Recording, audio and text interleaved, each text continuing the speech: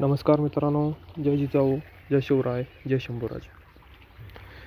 वीर शिवाचे चेले आम्ही, दुबई आम्हा समजू नका. चिंध्या चिंध्या करून टाकू, नादी आमच्या लागू नका.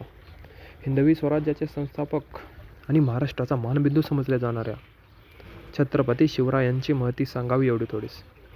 350 वर्षापूर्वी स्वराज्य हा शब्द स्वप्नातसुद्धा उच्चारण्याचे सामर्थ्य ज्या जनमानसात नव्हते, तेव्हा तुला बायका नचवायच्या नाहीत, तर तुला बायका वाचवायच्या आहेत. या शहाजीराजांच्या जिजाऊंच्या प्रेरणेने प्रेरित झालेल्या एका तरुणाने हिंदवी स्वराज्याची स्थापना केली आणि तो तरुण म्हणजे छत्रपती शिवाजी महाराज आहे. मित्र, छत्रपती शिवराय यांना जनता राजा असं म्हटलं होतं. मग जनता कोणाला म्हणावं आणि राजा कोणाला म्हणावं? जनता ज्याला म्हणावं की ज्याला साऱ्या प्रजेचे दुःख जनता येतात, म्हणून छत्रपती शिवराय यांना जनता राजा असं म्हटलं होतं. मित्रांनो, शिवाजी महाराजांनी आजपर्यंत अनेक किल्ले जिंकले. त्यापैकी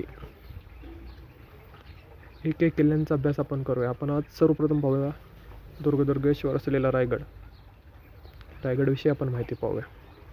किल्ले रायगड हा महाराष्ट्रातील रायगड जिल्ह्यातील सह्याद्रीच्या पर्वतरांगा असून समुद्रसपाटीपासून सुमारे 820 मीटर उंचीवर आहे.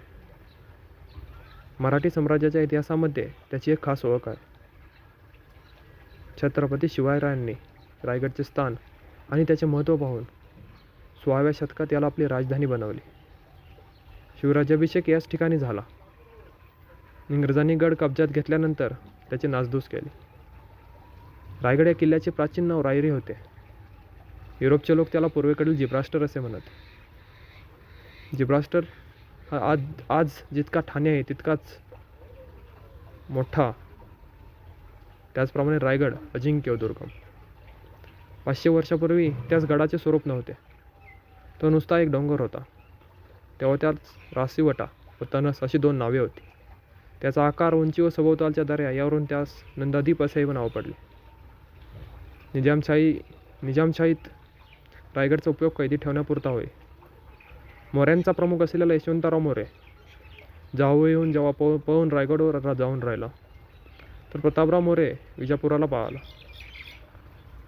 महाराजांनी 6 एप्रिल 1656 रोजी रायरीस म्हणजे रायगडास वेढा घातला व मे महिन्यात रायरी महाराजांच्या ताब्यात आली.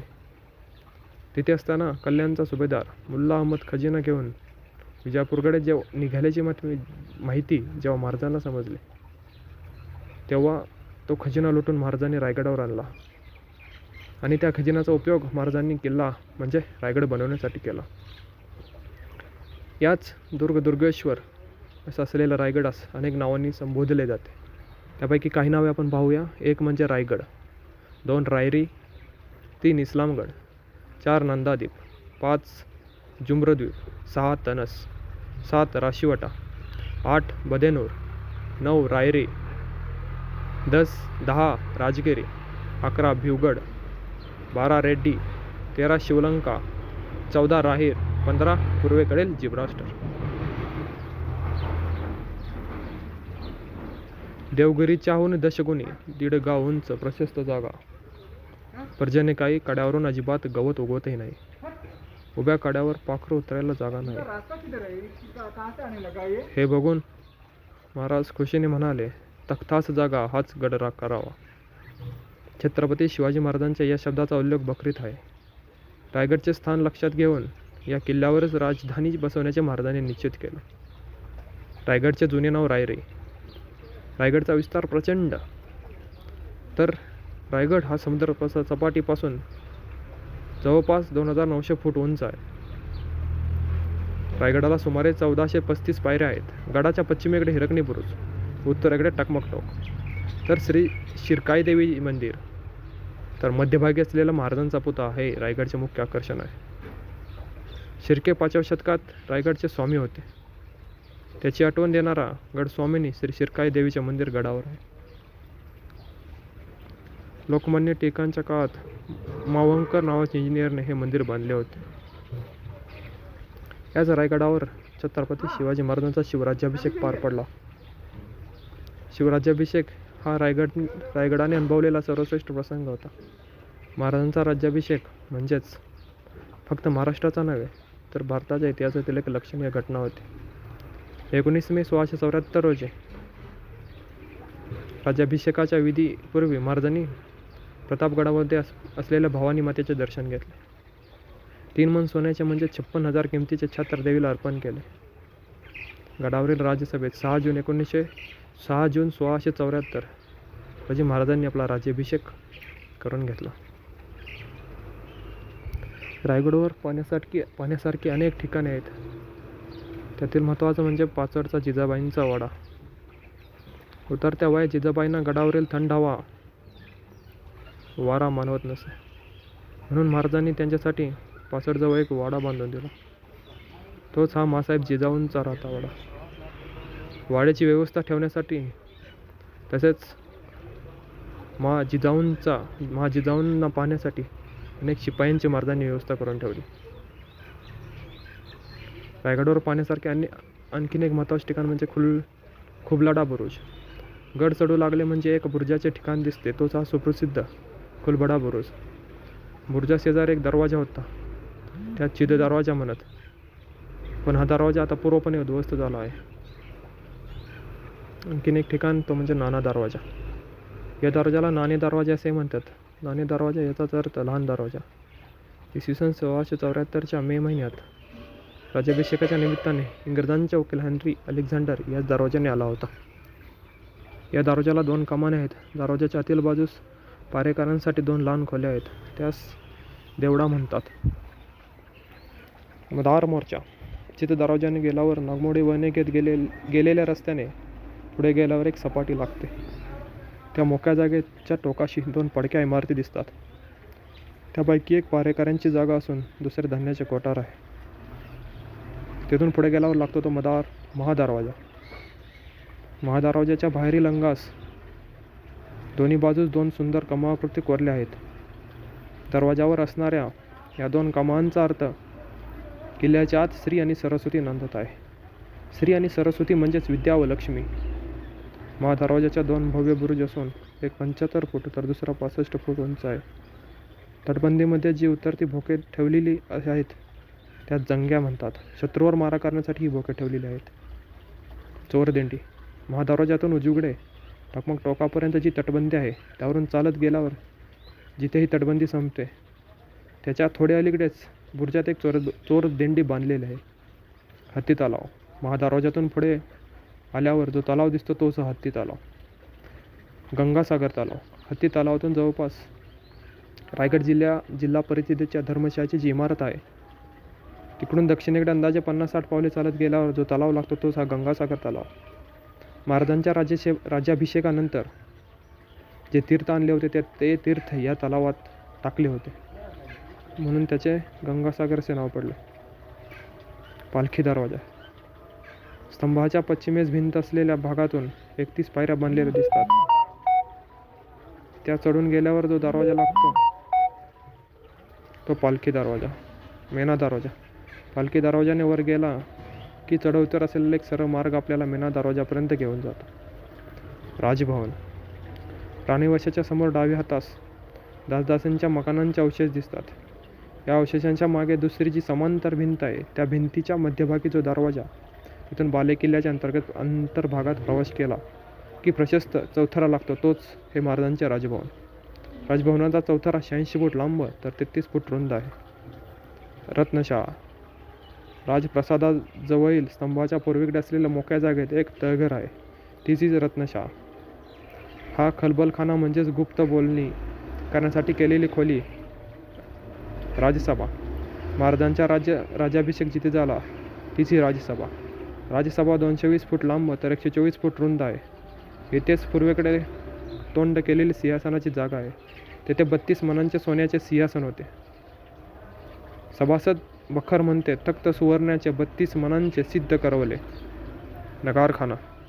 सिंहासनाच्या समोर जो भव्य प्रवेशद्वार दिसते तोच हा नगारखाना. हे बालेकिल्ल्याचे मुख्य प्रवेशद्वार. बाजारपेठ. नगारखान्यातून डावीकडे उतरून आले की समोर जी मोकळी जागा दिसते तो होळीचा माळ. तिथे आता शिवछत्रपतींचा भव्य पुतळा बसवलेला आहे. पुतळ्यासमोर जे 2 रांगांमध्ये भव्य अवशेष दिसतात ती शिवाजी महाराजांच्या काळातील बाजारपेठ. पेठेच्या 2 रांगात प्रत्येकी 22 दुकानं आहेत. शिरकाई देवीचे मंदिर म्हणजेच शिरकाई देऊळ. महाराजांच्या पुतळ्याच्या डाव्या बाजूला जे छोटे देऊळ दिसते ते शिरकाईचे देऊळ. शिरकाई गडावरील मुख्य देवता. शिर्के 5व्या शतकात रायगडचे स्वामी होते. त्यांची आठवण करून देणारे गड स्वामिनी शिरकाई हिचे मंदिर रायगडावर आहे. जगाचा ईश्वर जगदीश्वराचे मंदिर. बाजारपेठेच्या खालच्या बाजूस पूर्वेकडील उतारावर ब्राह्मण वस्ती, ब्राह्मणतळे वगैरे अवशेष दिसतात. तिथूनच समोर जे भव्य मंदिर दिसते तेच हे महादेवाचे म्हणजे जगदीश्वराचे मंदिर. मंदिरासमोर नंदींची भव्य सुबक मूर्ती आहे, पण सध्या ही मूर्ती भग्न अवस्थेत आहे. मंदिरात प्रवेश केला की भव्य सभामंडप लागतो. मंडपाच्या मध्यभागी भव्य कासव आहे. गाभाऱ्याच्या भिंतीस हनुमंतांची भव्य मूर्ती आहे. महाराजांची समाधी. मंदिराच्या पूर्व दरवाजापासून थोड्या अंतरावर जो अष्टचौकोनी चौथरा दिसतो तिची महाराजांची समाधी. टकमक टोक. बाजारपेठेच्या समोरील टेपावरून खाली उतरून टकमक टोकाकडे जाता येते. तिथेच एका दारूच्या कोठाराचे अवशेष दिसतात. जसं जसे टोकाकडे जावे तसा रस्ता निकुळता होत जातो. उजव्या हाताला सरळ तुटलेला 2600 फूट खोल कडा आहे. टोकावर वारा प्रचंड असतो व जागाही कमी असल्याने गोंधळ न करता सावधानता बाळगावी. आधीपासून शिवराज्याच्या काळात या ठिकाणावरून गुन्हेगारांना कडेलूट केला जाईल. हिरकणी टोक. गंगासागराच्या उजवीकडे पश्चिमेकडे जी चिंचोळी वाट जाते हीच हिरकणी टोकाकडे जाते. हिरकणी टोकाशी संबंधित हिरकणी गवळणीची एक कथा सांगितली आहे, ती तुम्हा सर्वांना माहीत असेलच. या बुरुजाला काही तोफाई ठेवलेल्या दिसतात. बुरुजावर उभे राहिले तर डाव्या हाताला गंधारीचे खोरे, उजव्या बाजूला काळ नदीचे खोरे दिसते. वाघ्या कुत्र्याची समाधी.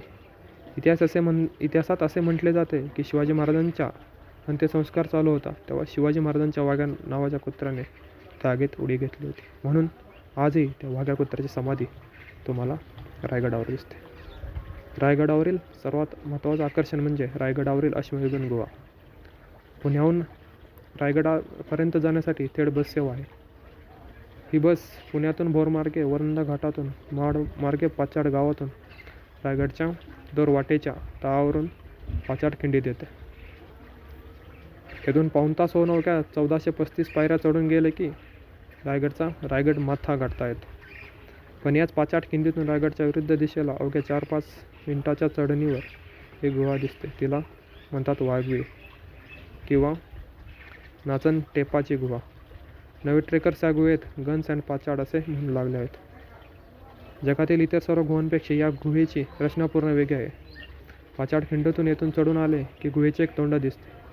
या तोंडातून आत गेले की समोर येणारे दृश्य अचंबित करणारे आहे. 2 गोलाकृती प्रचंड भोके पलीकडील बाजूला आहेत. तिथवर गेले की पाचाडचा भुईकोट किल्ला, पाचाड गाव व पाचाड पासून ते पाचाड खिंडीपर्यंत येणारा घाट रस्ता व्यवस्थित पाहता येतो. रायगडावर तुम्ही कधी फिरायला गेला तर तिथे राहण्याची खूप छान सोय आहे. गडावर जेवणाची खूप छान सोय आहे. तर अशा प्रकारे आपण आज रायगडची माहिती पाहिली.